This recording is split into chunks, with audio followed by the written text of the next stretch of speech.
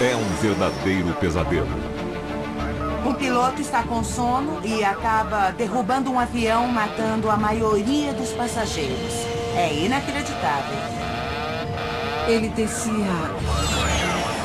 Eu nem consigo imaginar. Em um mundo onde o tráfego aéreo está aumentando... Às vezes 8, 10, 12 voos por dia. É bastante trabalho. É quase obrigatório ficar cansado. O perigo de um piloto exausto é uma terrível realidade. Muito frequentemente, pilotos experientes são vencidos pelo cansaço. Ele seria preso se estivesse dirigindo um carro, mas num avião tudo bem. A fadiga dos pilotos é um problema para o qual a indústria da aviação levou décadas para acordar. E as consequências foram catastróficas.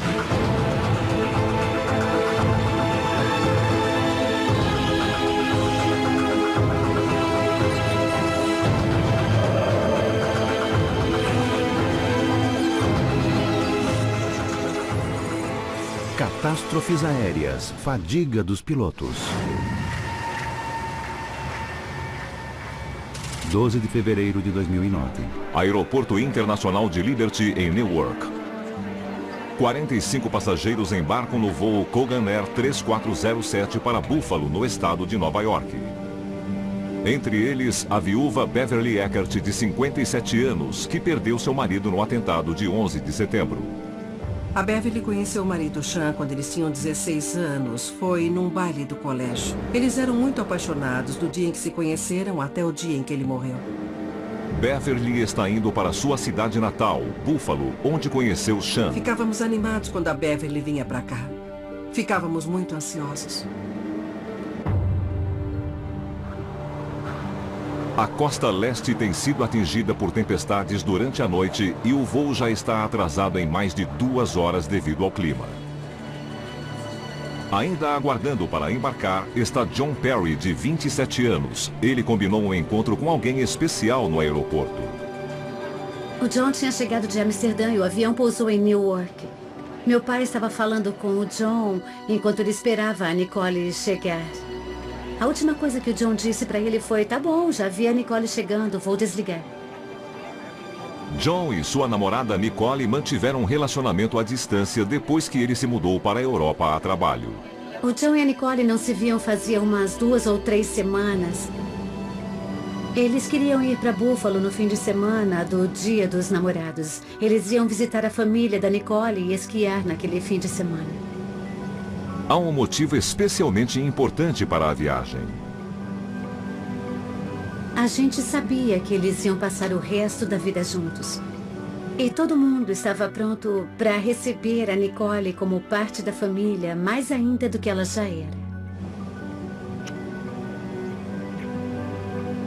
Tripulação, estamos a cerca de 10 minutos da decolagem, mas o avião vai se mover daqui a pouco. Por favor, verifiquem se os cintos de segurança estão afivelados. Obrigada.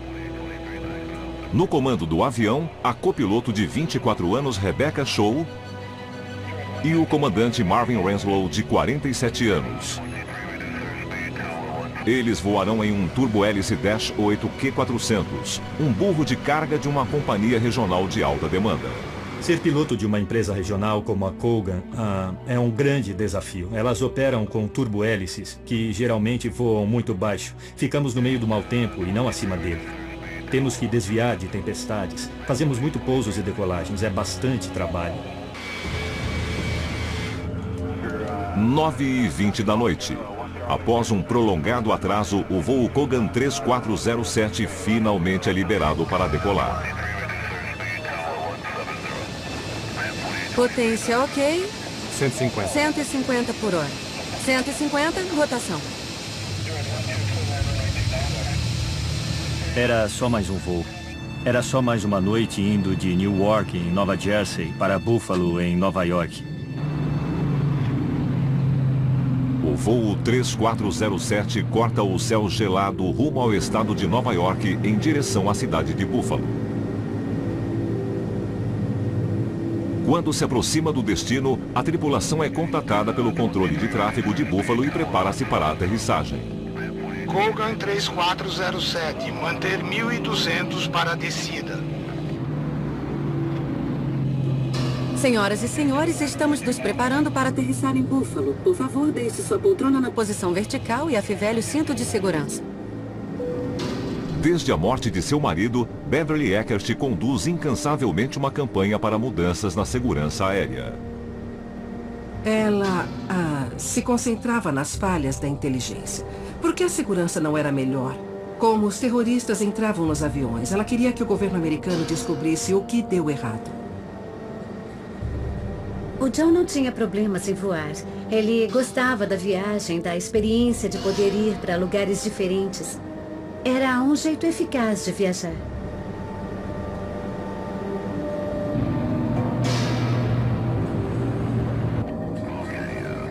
Eles começaram a descer em Buffalo numa noite normal, num voo de rotina.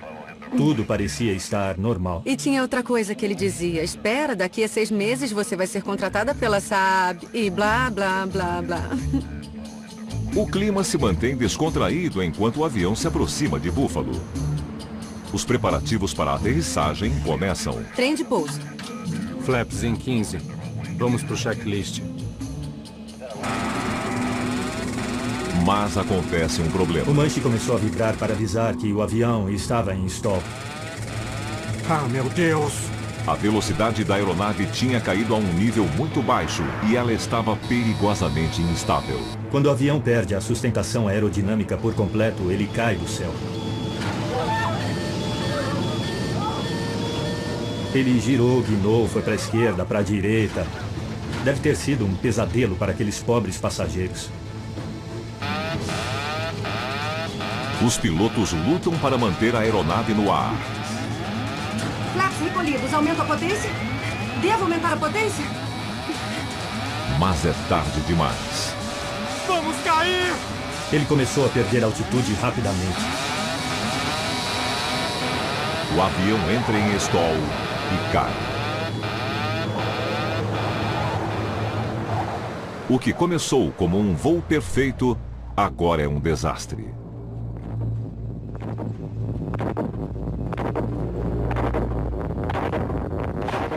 Eu sei que ela ficou preocupada com a gente esperando por ela, porque ela sabia o que ia acontecer. Eu espero que ela tenha pensado que de algum jeito aquele avião ia se recuperar. Porque ele subia e descia. Eu não consigo nem imaginar.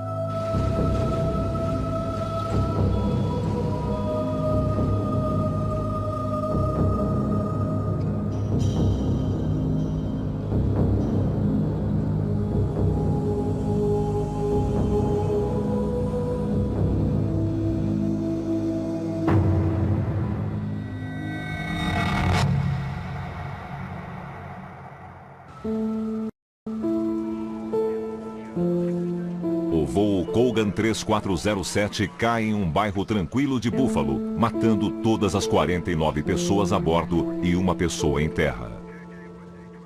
É o pior acidente aéreo dos Estados Unidos em mais de 7 anos. E ninguém...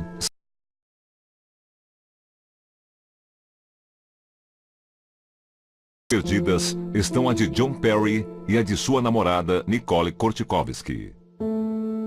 Eu estava me arrumando para ir trabalhar na sexta-feira, no dia 13. E meu pai me mandou uma mensagem. Foi uma mensagem curta e só dizia: ligue para casa agora. Naquela manhã, minha vida mudou. Também morreu no acidente Beverly Eckert, de 57 anos, uma mulher já marcada por um desastre. Ela havia perdido o marido nos ataques de 11 de setembro. A notícia dizia que um avião pequeno tinha caído em Clarence. De repente disseram que era de uma companhia pequena em Newark. Eu dei um grito. O Conselho Nacional de Segurança dos Transportes, o NTSB, na cidade de Washington, precisa descobrir o que causou o acidente. Tom Halter, um homem com mais de 25 anos de experiência em acidentes aéreos, assume o caso. Nós formamos um time, que imediatamente foi mandado para Buffalo, e começou a colher dados, a examinar os registros da tripulação, os registros de manutenção do avião e reuniu a maior quantidade de informação. Conseguimos recuperar o gravador de dados do voo e o trouxemos para cá para analisar os dados. Os gravadores de dados do voo 3407 são recuperados no local do acidente. Eles guardam pistas do que aconteceu. Flaps recolhidos, aumenta a potência? Dando uma olhada no gravador de voz da cabine e confirmando com o gravador de dados do voo, logo soubemos que a tripulação disse que o avião tinha enfrentado gelo durante o voo.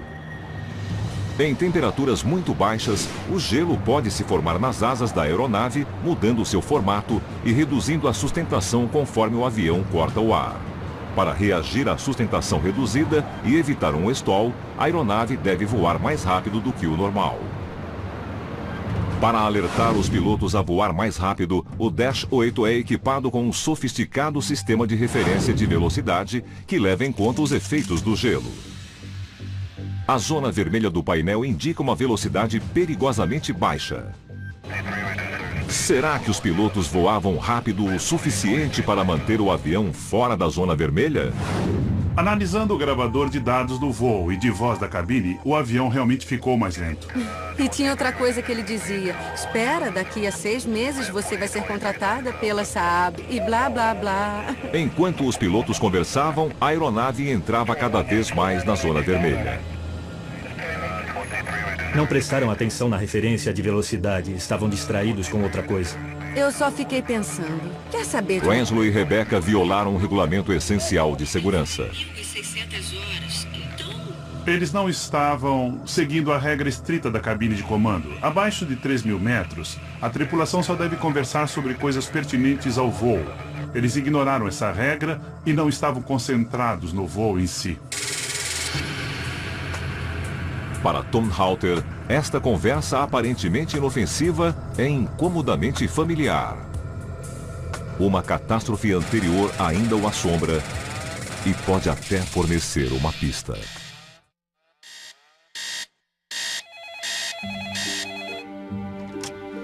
Serviço de despertador, senhor. O comandante Ken Sass, de 48 anos, está se preparando para outro dia no ar. Toda a tripulação acordou de madrugada bem cedo para começar logo o turno.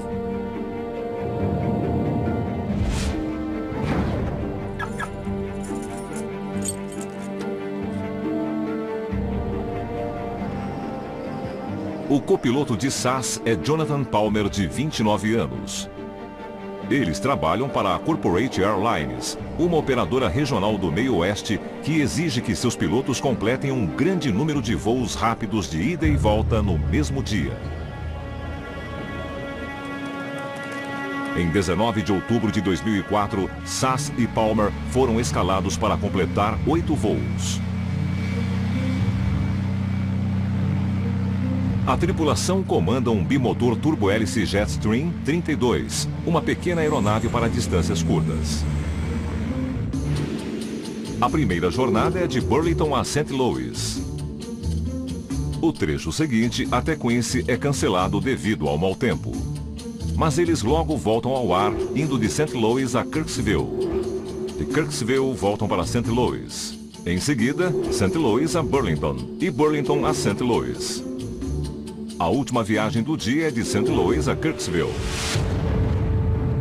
Este é o voo 5966 da Corporate Airlines. Só consigo pensar num sanduíche de carne e queijo com chá gelado.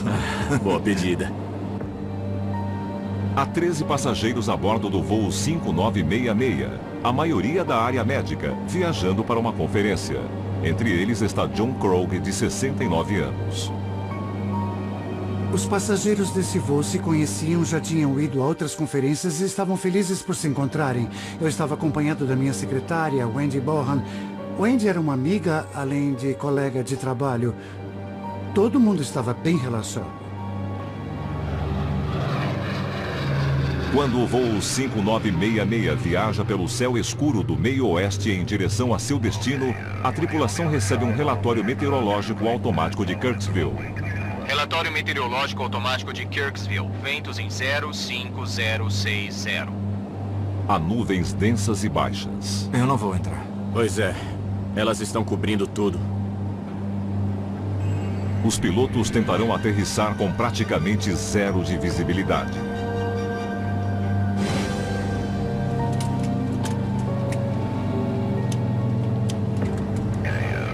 Se chegarem a um ponto e não for possível enxergar o solo, terão que arremeter. Que droga. Tá péssimo. Bom, vamos tentar. Será o pouso mais desafiador depois de um longo dia voando.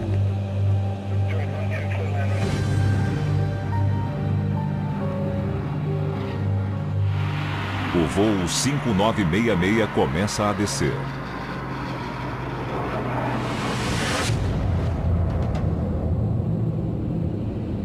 Ei, olha. Que coisa sinistra. Tenho a sensação que estou sufocando quando vejo isso. Estou sufocando. Enquanto a aeronave continua a descer através do céu nebuloso, Sass e Palmer começam a perceber a dificuldade de sua missão. Eles se aproximam de um ponto crucial. 400 metros. O que você acha? Eu não estou conseguindo ver o chão. Eu não estou vendo nada. Os pilotos estão voando muito baixo, na altitude mínima permitida quando não se consegue enxergar o solo. Se voarem mais baixo que isso, correm o risco de atingir algo. Eles decidem continuar. É uma decisão que coloca a vida dos passageiros em risco. E eles não estão cientes disso. Eu estava pensando em coisas boas como encontrar a minha filha e os meus netos que estavam me esperando. Eu estava com uma ansiedade gostosa de reencontrar a minha família. O voo 5966 agora está a poucas centenas de metros do solo, mas os pilotos ainda não conseguem enxergar nada. E o que é pior, eles estão prestes a cometer outro erro. Desliga esse negócio. Eles desligam o sistema que os alertava sobre a altitude perigosamente baixa. A reação deles foi um cala-boca. A gente sabe que está perto do solo. Eles ignoraram. Sass e Palmer passam a jogar com a morte. Tá ficando devagar. Flap em 35? Não. Não. Não. O quê? Não. Não. O voo 5966 da Corporate Airlines caiu em uma floresta nos arredores de Kirksville, Missouri, matando 13 das 15 pessoas a bordo. Milagrosamente, o Dr. John Krogh, de 69 anos, sobrevive. O calor era muito intenso. E ao meu lado eu vi uma pessoa, mas não tinha certeza de quem era. Eu me perguntei se aquela pessoa perto de mim poderia ser a Wendy. E disseram que sim, que era a Wendy. Eu fiquei muito feliz em ouvir isso. Mas só sobramos nós dois. Todos os outros, o piloto e o copiloto, acabaram morrendo. Às vezes eu me pergunto por que eu sobrevivi. Eu era o passageiro mais velho no avião, eu tinha 69 anos.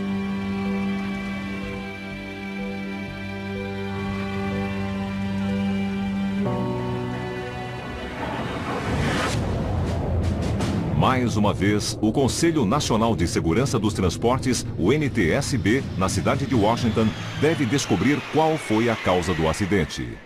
O investigador-chefe Tom Halter é o responsável. Na época, eu comandava a segurança de aviação e os investigadores trabalhavam para mim. Eu montei uma equipe de investigação para ir até Kirksville. Os investigadores vasculham os destroços queimados em busca dos gravadores de dados do voo. Eles contêm informações vitais sobre o acidente. Só consigo pensar no sanduíche de carne e queijo com chá gelado. Boa pedida. Ao ouvir a gravação da cabine pela primeira vez, eu imaginei o que estava acontecendo com aquela tripulação, porque a conversa e o comportamento eram muito diferentes do que eu normalmente ouço numa gravação de voz da cabine de comando. Oh, que coisa sinistra. Tenho a sensação que estou sufocando quando vejo isso. Eu estou sufocando. Além de o comportamento do piloto ser incomum, ele viola um regulamento de segurança crítico, a regra estrita da cabine de comando. Abaixo de 3.000 metros, eles não mantiveram os padrões esperados. Eles deviam estar concentrados na aproximação. O comandante Sass e o copiloto Palmer cometeram o mesmo erro crucial que os pilotos do voo Kogan Air 3407 repetiriam 4 anos e meio depois. Eles perderam a concentração durante uma fase crítica do voo. E pagaram o mesmo preço. Quebrar as regras é um risco. E foi um risco que matou a todos. Eles sabiam que podiam morrer, mas fizeram isso mesmo assim. Então, por quê? Altímetro ok, 900 metros. Pronto e checado. A investigação rapidamente concentra o foco nos pilotos. Quem eram eles e por que tomaram decisões suicidas? Eu não estou vendo nada. Halter convoca um investigador de desempenho humano, Malcolm Brenner, para encontrar as respostas. O voo da Corporate Airlines que estávamos discutindo, para mim, era extremo comparado aos outros. Tentávamos entender se houve algo naquele dia específico que tenha tirado os pilotos do padrão. O trabalho de detetive de Brenner começa.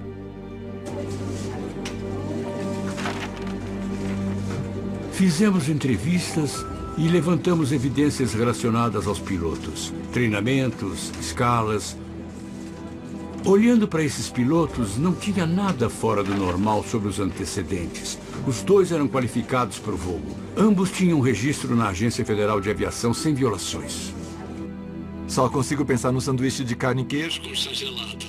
Quando ouvi a gravação da cabine, o tom e a conversa da tripulação eram informais, mas num nível que eu achei muito perturbador.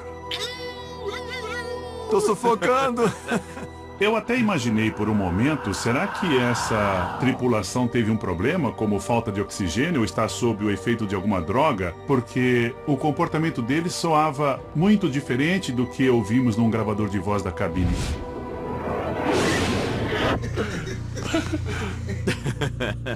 Os pilotos estariam sob o efeito de algum tipo de substância tóxica? Fizemos exames toxicológicos nos dois pilotos e os exames deram negativo para drogas e para medicamentos prescritos. Percebemos que drogas não eram o problema.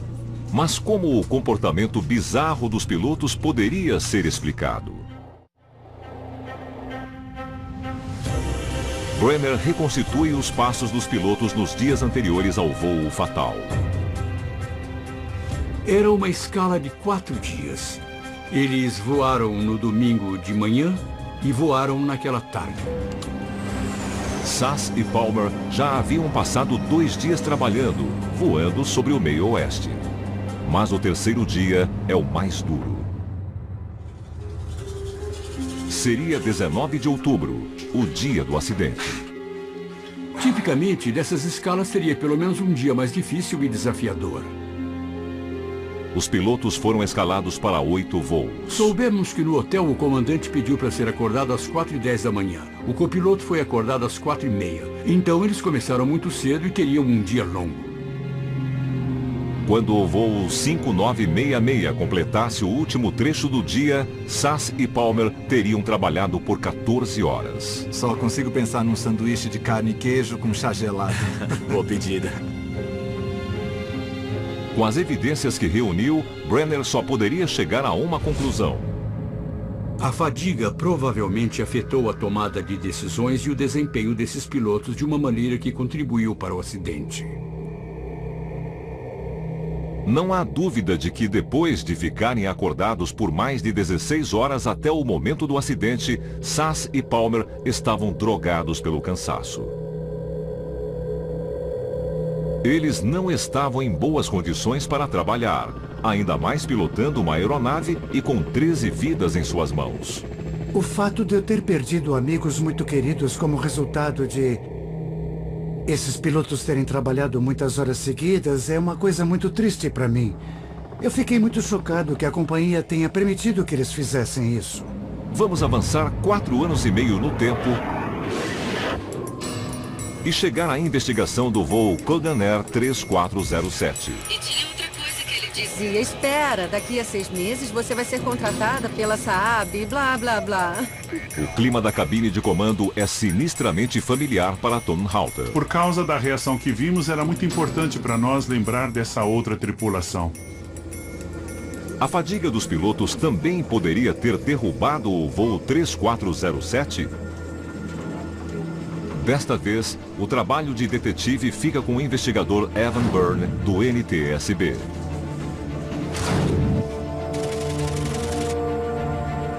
Pesquisando as atividades do copiloto nos dias anteriores ao voo, um dos detalhes mais chamativos era que ela morava em Seattle, mas trabalhava em Newark.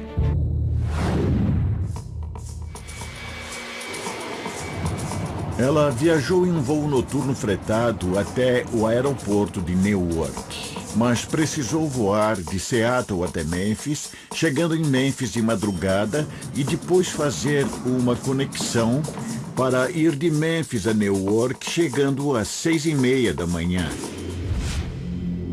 A copiloto Rebecca Shaw encarou uma jornada para ir trabalhar, que a levou de costa a costa, passando por 13 estados e cobrindo mais de 4.800 quilômetros. Apesar de ter conseguido dormir um pouco na sala de descanso da tripulação, não deve ter sido o suficiente. Ela não estava na própria cama, não estava em casa, estava viajando. E o ambiente em que ela estava tentando dormir levanta a questão: será que esse sono foi mesmo reparador? E quanto ao colega de Rebecca, o comandante Marvin Renslow? Dias antes do acidente, o comandante Renslow chegou a Newark, vindo de sua casa em Tampa, e passou a noite de segunda-feira na sala de descanso da tripulação. Renslow teve 2 longos dias de trabalho, começando às 5h30 da manhã. Na véspera do acidente, ele passou mais uma noite na sala de descanso da tripulação e novamente não teve o repouso necessário. Mais ou menos às 13h10 da manhã, o comandante entrou no sistema de escalas da empresa e percebeu que houve uma mudança na sua viagem. Ele entra novamente no sistema às 7h26 da manhã. Com base em relatos de testemunhas, é possível afirmar que o comandante não voltou a dormir. No momento do acidente, estimamos que o comandante já estivesse acordado há cerca de 15 horas. Os pilotos da Kogan Air claramente enfrentaram uma rotina exaustiva antes do voo. Mas isso prova que eles estavam sofrendo de fadiga? Ou pode haver alguma outra explicação? Os investigadores precisam saber quais são as ações típicas de pilotos que sofrem deste mal e se elas são compatíveis com as da tripulação da Kogan Air.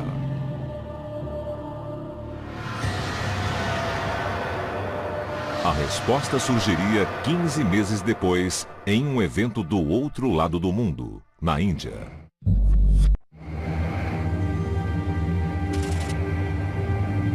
Maio de 2010.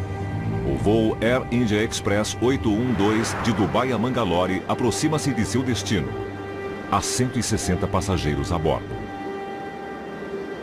Os passageiros eram principalmente indianos que voltavam para casa e chegariam em Mangalore pela manhã. Era um voo noturno normal. O avião decolou às 2h30 da manhã e seguiu o voo. Começou a voar rumo a Mangalore.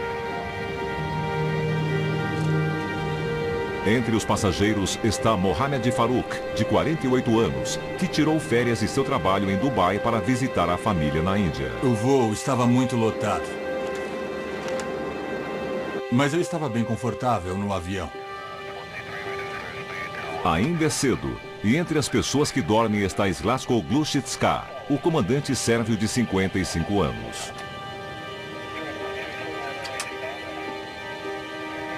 Os pilotos da Air India Express falaram que não é incomum dormirem durante os voos noturnos.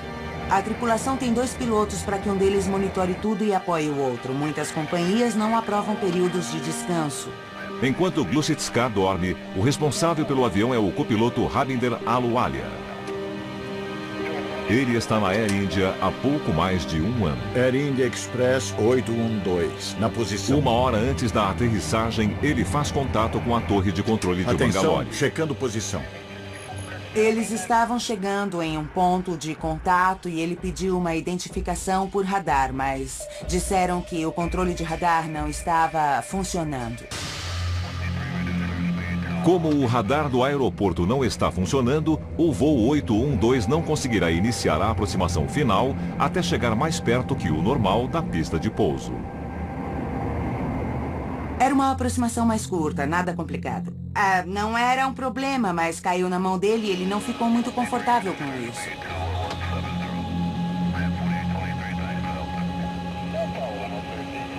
Na cabine, os passageiros começam a acordar depois de uma noite no ar. Todo mundo estava relaxado. Alguns passageiros ainda dormiam. O voo estava normal, a tripulação estava normal. Tudo estava normal. O voo Air India Express 812 está a apenas 150 quilômetros de Mangalore. O comandante só acorda agora, faltando menos de uma hora para a aterrissagem. Esse é o clima, comandante. Aqui o DME é 25 e a estação está à esquerda. Não há radar disponível. Quando estavam chegando perto da descida, eles já deviam ter discutido o plano de aproximação para ter certeza que os dois estariam em sintonia e fazendo a mesma coisa. Por favor, informar o plano de aproximação para a torre. Repetimos, estamos aguardando o plano de aproximação. A aproximação curta devido à falta do radar faz com que o planejamento adequado da descida seja ainda mais importante. Mas o comandante Glushitska ainda está sonolento. Ele não está em condições, mas já precisa tomar decisões. Até esse ponto, ele não tinha entendido o que estava acontecendo. Então, essa falta de planejamento virou um problema quando chegou a hora de uma aproximação que não estavam acostumados por ser mais curta. Em vez de descer gradualmente, o comandante Glushitska mantém a aeronave alta. Enquanto isso, o tempo para pousar o avião vai passando. Ele estava muito alto, muito rápido, não tinha razão de descida, praticamente tudo estava errado àquela hora. Na cabine, os passageiros continuam alheios às falhas dos pilotos. Todo mundo estava afivelando o cinto e começando a se preparar para pousar. Finalmente, mais de 10 minutos depois de o comandante Glushitska ter acordado, o voo 812 inicia sua descida. Somente agora, a 3 quilômetros da pista de pouso, o comandante Glushitska percebe que a aeronave está muito alta. Mas ainda cansado, ele toma uma série de decisões irracionais. Primeiro, ele aumenta a razão de descida dramaticamente. Mas o avião está ao dobro da altitude adequada para uma aproximação segura. Para piorar, o aeroporto é um tanto incomum. A pista de Mangalore fica no topo de um morro e é uma das mais desafiadoras da Índia. Ele é classificado na Índia como um aeroporto difícil. Tem um overrun mais curto que o normal. E se o avião passar dessa extensão da pista, cai direto num barranco com tudo. Mas o comandante Glushitska está determinado a realizar a aterrissagem. O copiloto estava de olho e disse: "Está muito alto. Nariz está baixo demais." O copiloto e o sistema do avião passam a avisar o comandante que a razão de descida está perigosamente alta. Naquele momento ele podia pensar: bom, estraguei tudo, estou vendo a pista abaixo de mim. Ele devia arremeter, mas não fez isso. Na verdade, ele desativou o piloto automático para conseguir descer mais rápido.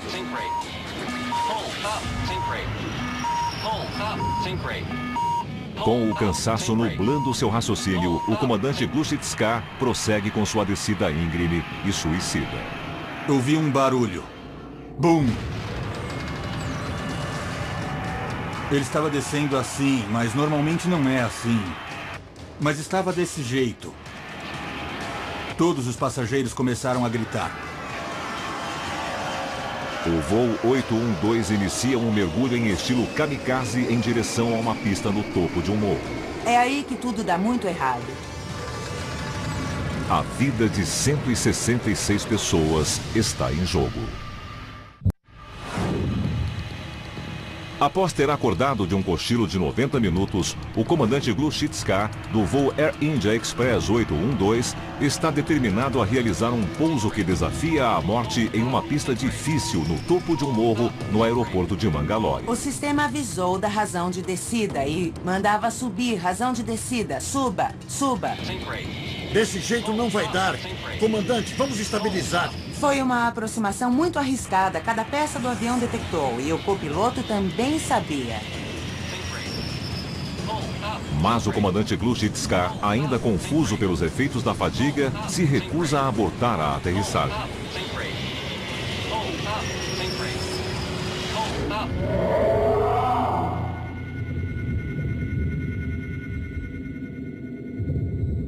O voo 812 agora está menos de 30 metros acima da pista de pouso.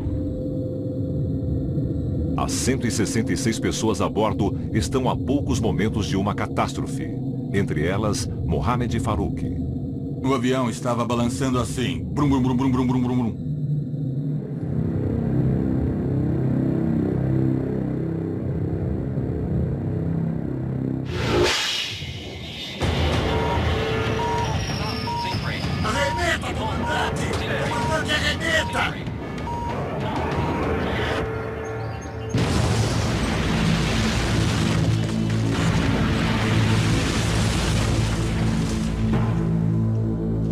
O voo 812 mergulha no final da pista e cai na ravina abaixo. Os dois pilotos morrem instantaneamente, junto com quase todos os passageiros. 158 pessoas perdem suas vidas. É o acidente com mais baixas na história do 737. É impressionante que alguns passageiros tenham sobrevivido. É um milagre. Para mim é um milagre. Antes de ir para a cama todo dia, eu penso nesse acidente. Foi uma graça de Deus. O desastre deixa toda a Índia em choque. Como pode ter acontecido? O acidente de Mangalore foi uma das maiores tragédias que já aconteceram na área da aviação da Índia. Ele chocou as autoridades, a companhia, os passageiros. Todo mundo se perguntava por que aconteceu. O Conselho Nacional de Segurança dos Transportes dos Estados Unidos conseguiu recuperar os dados do gravador de voz da cabine e concordou em dividir a informação, em passar a informação para a Índia sob condição de confidencialidade. Eles ouviram as gravações e ficaram chocados. Um dos investigadores americanos que estava no caso disse que foi a primeira vez que tinha ouvido um ronco numa gravação de cabine de comando em toda a história do Conselho. Foi quase inacreditável. O comandante dormindo no avião. Ninguém tinha ouvido falar nisso antes. Não é comum acontecer um acidente aéreo porque o comandante estava dormindo no avião. Sempre acreditamos que eles são pessoas totalmente alertas, que eles são bem pagos, que são muito bons e que têm todo tipo de recurso para superar esse tipo de coisa e que são muito mais cuidadosos do que um motorista qualquer que está na rua.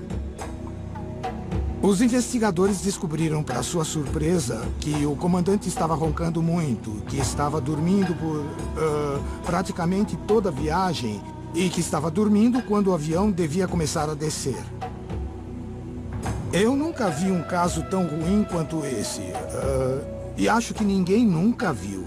Também houve um grande silêncio muito evidente no começo da investigação, quando normalmente os dados mais simples são divulgados. Não conseguimos nada, era quase como se os investigadores parassem e pensassem: como vamos dizer para o mundo que isso aconteceu? É um absurdo.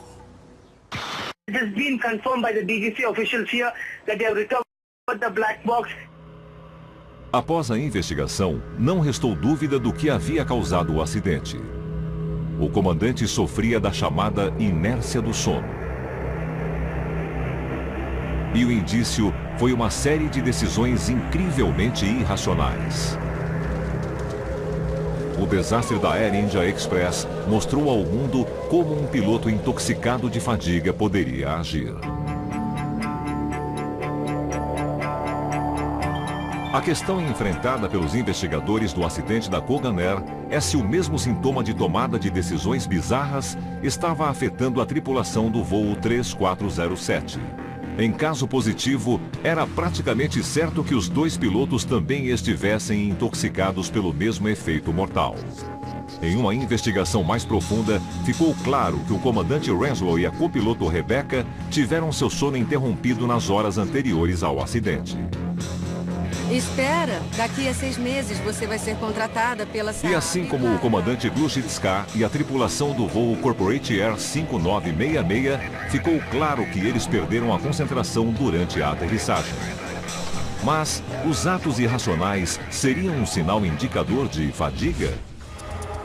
Para descobrir, a equipe de Tom Halter, no Conselho Nacional de Segurança dos Transportes, emprega uma técnica inovadora na investigação de acidentes aéreos. Hoje, com a quantidade de registros e informações dos voos que temos, conseguimos criar simulações e animações muito precisas do que aconteceu.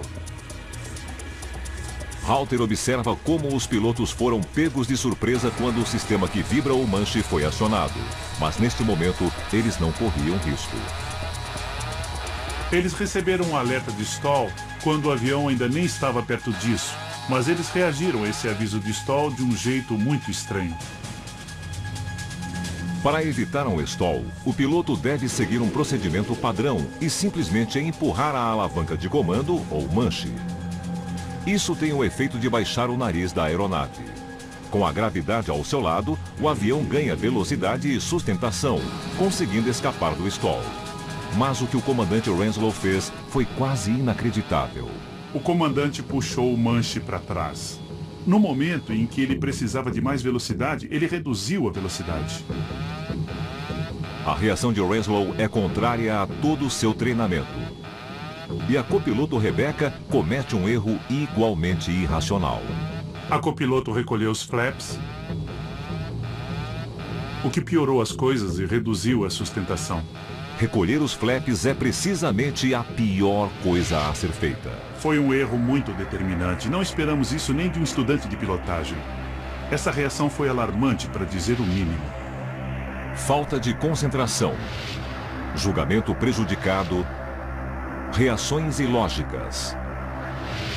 Todos os indícios estão presentes. Nossa conclusão foi que é provável que os dois membros da tripulação estivessem sofrendo os efeitos da fadiga no momento do acidente, o que afetou o seu desempenho. A verdade é que a fadiga dos pilotos causa acidentes aéreos há mais de 20 anos. Durante este tempo, os regulamentos para lidar com este tipo de problema não foram alterados. Em dezembro de 2011, os Estados Unidos adotaram novas leis para controlar os voos e a carga horária dos pilotos. A indústria da aviação finalmente acordou para a fadiga dos comandantes. Para os nossos céus permanecerem seguros, é preciso ficar alerta.